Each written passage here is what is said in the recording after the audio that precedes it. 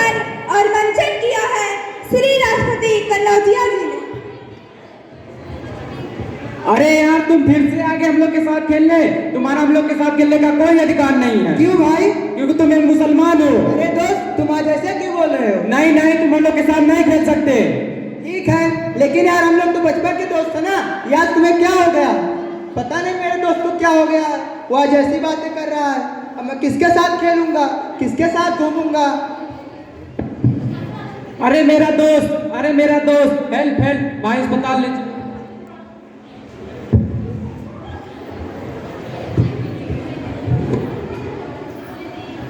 जिस दिन मेरे दोस्त का एक्सीडेंट हो गया था तो मेरे घर वाले और मोहल्ले वाले ने मुझे उसके पास जाने से रोका। मैं माना नहीं, मैं गया। अरे कैसे नहीं जाता भाई, क्योंकि मेरा लंगोटिया यार था।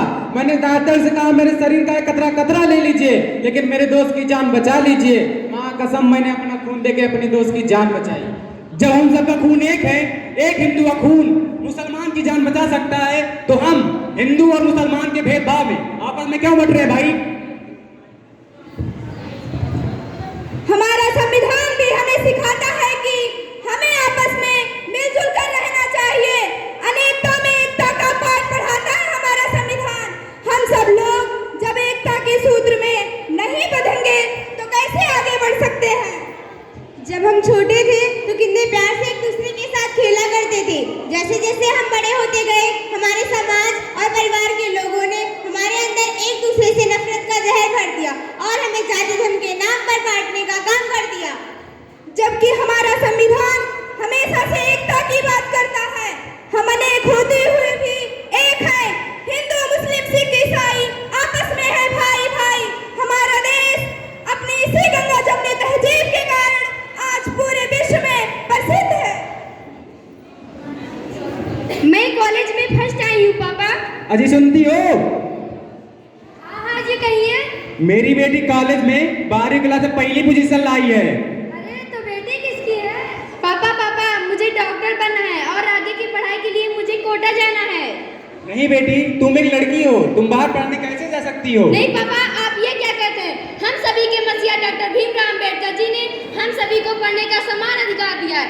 उन्होंने संविधान में सभी जाति धर्मों की महिलाओं को पढ़ने का समान अधिकार दिया है। ठीक है बेटी, मैं तुम्हें पढ़ने भेजूंगा। तुमने मेरी आंखें खोल दी।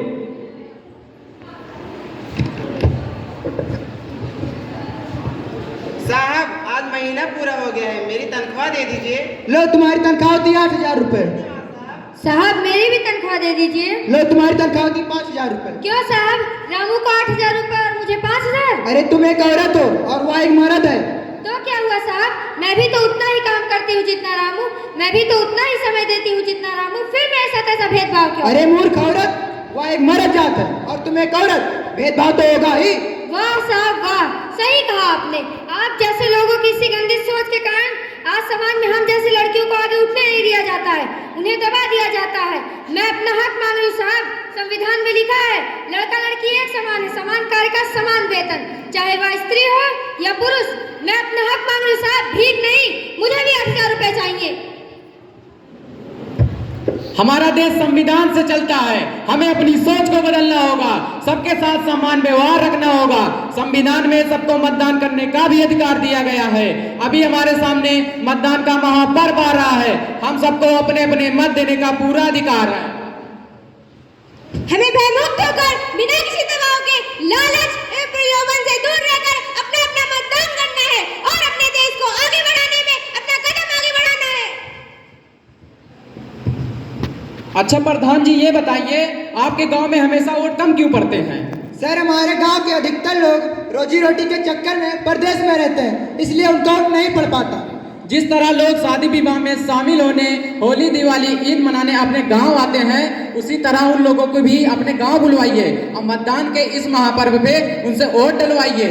आप लोग गांव समाज के जिम्मेदार आदमी हैं। ठीक है सर, अब की बार हम लोगों ने 90% वोट डालने का लक्ष्य रखा है। ठीक है, उनको बुलवाइए और वोट डलवाइए। इस बार हमें हमारा अम्बेडकर नगर टॉप पे आना चाहिए। जी सर, बुलवाते हैं। सासू जी से कहिले पतोहिया, चला चली वोट डाले मैया। सासू जी से कहिले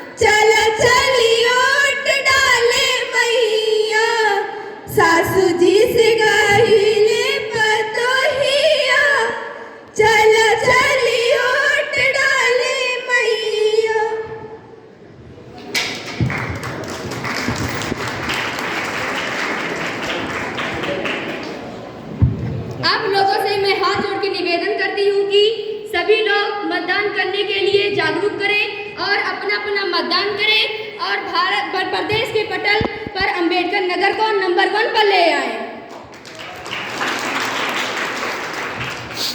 तभी तो अपने कर्मठ जिलाधिकारी महोदय का सिर गर्व से ऊंचा होगा और उनकी मेहनत सार्थक होगी।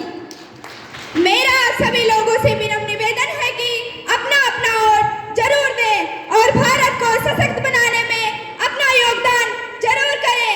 अपना अमूल्य वोट देके लोकतंत्र को दे मजबूती। सारे काम छोड़ दो, सबसे पहले वोट दो। आन बान शान से सरकार बने मतदान से। लोकतंत्र का पर्व है, वोट डालके इसे बनाया। वोट डालने जाना है, अपना फर्ज निभाना है। देश के विकास में दो योगदान हर हाल में करे अपना मतदान। लोकतंत्र का नारा है, मतदान अधिकार हमारा है। जाओ जाओ वोट डालने जाओ, अपना वोट काम में लाओ।